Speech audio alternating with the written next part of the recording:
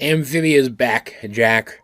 And so is the Owl House. I'm going to be releasing reviews of both of those either today or tomorrow or both. In fact, I'm recording them at the same time because unfortunately both shows are airing at exactly the same time right now. Like, not literally, like, the same time slot, but at the same time of the season. Which means I'm going to be talking about a lot of new shows, which is great, but also it's a lot of work. Anyway, this was a really fun episode. It was our goodbye to the Earth stuff, which I know a lot of fans are going to be happy about. A lot of fans didn't really get into the Earth stuff. I did, so I'm kind of sad to see it go. It presented a lot of cool opportunities for the characters and character interactions, but at the same time, it's going to be really nice returning to Amphibia permanently as of next episode.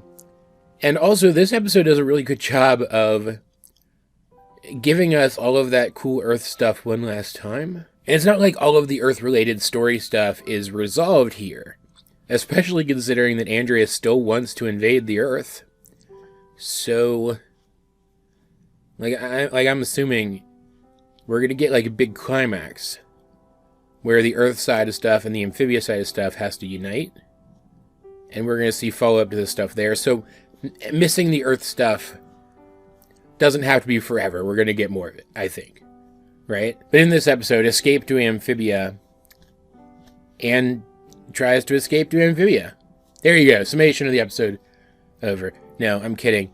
In this one, FBI Agent X comes into things again. The portal is almost done. They need a stronger power source, but it's about done. So Anne is getting ready for her trip, and her parents take her to Costco to stock up. And we get another, like, place gag, you know, where they show up at Costco and the planters are all impressed with Costco. There's some really funny gags in this, too, where Hot Pop has become obsessed with avocados and avocado toast. That I thought was really funny, and the kind of thing you can't do not on Earth, right? But they go to Costco, and they do stuff at Costco, and they have just kind of a fun sequence there. But in the process, FBI Agent X is able to find them through some cameras, so he shows up as they're trying to leave, and Can I just take a second to say, the scene where it shows them finishing up packing the back of their car with all the stuff from Costco? Spot on. That's exactly how it feels. But he shows up as they're getting ready to leave, and he finally gets the planters, and then leaves Anne behind because he doesn't think she's a threat. And this feeds into Anne's arc throughout the episode, that she's worried what she'll be able to accomplish once she gets back to Amphibia, because she has come to rely on the people around her so much since she got back to Earth. There are so many things that she never would have been able to accomplish without the people that she has befriended with since she got here. And she can't take all of them with her. She can't just rip all of them away from their lives. So she's starting to wonder what she can accomplish essentially on her own with just the planters as backup against an enemy who technically already beat them.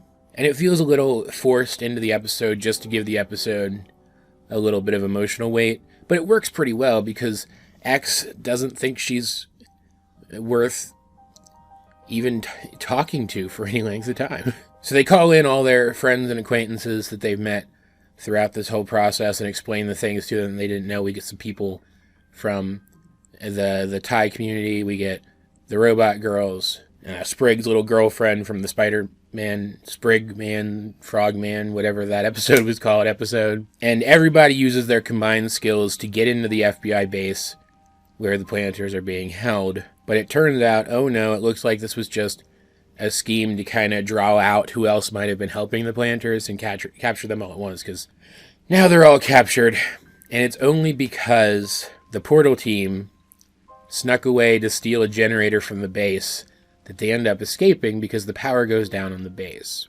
So they get away. There's a car chase here, but they get away. But they still don't have enough power for the portal. It isn't until the FBI shows up again at the site of the portal. And Anne's arc for the episode concludes with, thanks to her parents and the other people around her, her realizing that she can accomplish whatever she wants to. And so she summons her magic again and is able to repel the FBI. But at the same time, and this makes perfect sense, because the portal is the kind of thing that's created by the magic from the music box in the first place, her music box magic powers, her, what do they even call them? Calamity powers? Are compatible with the portal. She's able to power the portal open with them and even six a creature from Amphibia on the FBI agents. Definitely killing some of them. But like, man, they had it coming, you know? And she and the planters escape through the portal, leaving everyone else behind. But we get a scene at the very end where it seems like her parents are going to tell X off and actually explain to him what's been going on. Because he did interrogate the planters earlier, but they're the planters. They didn't really give anything useful or harmful or anything that wasn't funny. So, you know, he doesn't really know what's going on, even now. And just to top everything off, to make sure that he's not going to be following them to Amphibia somehow, the portal gets destroyed. But we learn a lot of cool stuff in this episode. Like, for example, we learn why the portal device is a music box. The amphibian portal device is a music box because different tones act as coordinates for the different universes, which I thought was just a cool concept. Like, it's not the kind of thing you've never seen in fiction before, but it's pretty neat and explains away that quirk of this show. The action in this one was also really good. It was good to see Anne really embrace her calamity powers. Maybe for the first time, like, call on them when like, they didn't kind of just bubble up within her, right? I also mentioned they did a lot of the stuff in this episode that you can't do without the Earth setting. The fight with X was that, bringing in all of the different representatives of the different groups that they've befriended this entire time was that. But there was also some references here that you can't really pull off back in Amphibia, specifically like Star Wars references. There were some cool Star Wars references in this. Like at the Costco, or what did they call it? Spendco, I think, in this. Anne and her dad have a lightsaber fight where she just owns him because she actually knows how to sword fight now. And it was pretty funny.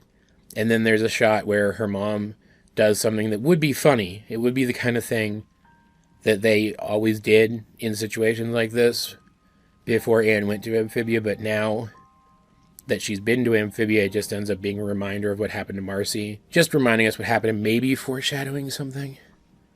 I'm not sure. I hope not. I hope we're not going to see any more characters getting stabbed. But what I thought was really cool about this is there was definitely foreshadowing here, because her dad puts on a not Darth Vader mask, and